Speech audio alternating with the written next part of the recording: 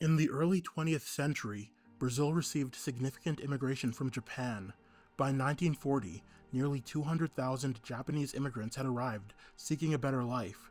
The reality they encountered was quite different from their cherished dream. They found themselves in a massive country devoid of infrastructure. Brazil, with its forests, tropical climate, strange customs, language, and food, was alien to them.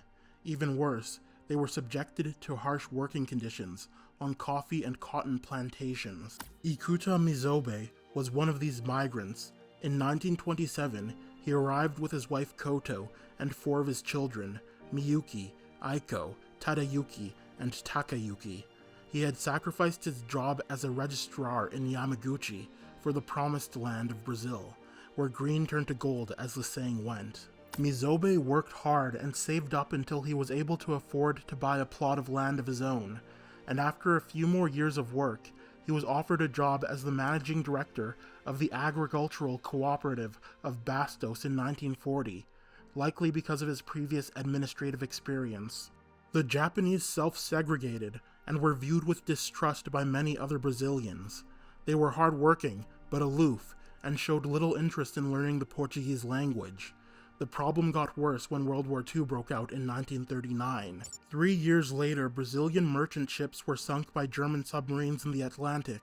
Brazil declared war on the Axis powers, including Japan.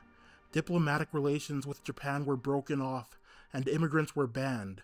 Many Japanese Brazilians had their properties seized, and their freedom of movement and association was restricted. In this environment, Junji Kikawa emerged. He was a 67-year-old ex-Japanese colonel who lived in northwestern Sao Paulo. As a response to anti-Japanese riots, he founded an organization called Shindo Renmei. It's Japanese for the League of the Subjects' Path, and was a nationalist group seeking to unify Japanese Brazilians around Yamato Damashi, the Japanese warrior spirit. They shared leaflets recommending the discontinuation of silk and mint production, warning that these activities helped the United States manufacture parachutes and nitroglycerin. They went as far as to recommend sabotage and terrorism. However, it wasn't until the Japanese surrender in 1945 that the group bore its fangs. Many members of Shindo Renmei were in disbelief. They refused to accept that Japan had lost the war and refocused their efforts on punishing defeatists, spreading the truth that Japan had won the war, and defending the honor of Emperor Hirohito. Defeatists were called dirty hearts. They were generally wealthier and better assimilated in Brazilian society. The victors tended to be lower class and were praised for their fidelity to Japan. They created a list of defeatists that needed to be punished by execution. Seppuku was recommended, Japanese ritual suicide. It was seen as a more honorable end. The Shindo Renmei executioners, the Tokotai, were mostly younger men that justified their behavior by attributing it to their strict adherence to duty. Ikuta Mizobe was their first victim. On August 15, 1945, Mizobe issued a statement to his employees confirming that Japan had been defeated. In doing so, he'd signed his death warrant.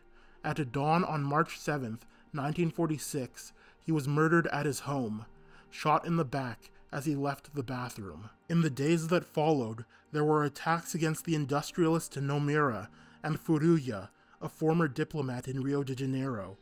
In the 13 months that followed Japan's defeat, Shindo Renmei took the lives of 23 Japanese Brazilians and wounded 147 more. Over 30,000 Japanese immigrants were arrested, and 400 members were sentenced to varying prison terms. It took over a year for the violence to stop, but by the end of 1946, most of them had accepted Japan's defeat.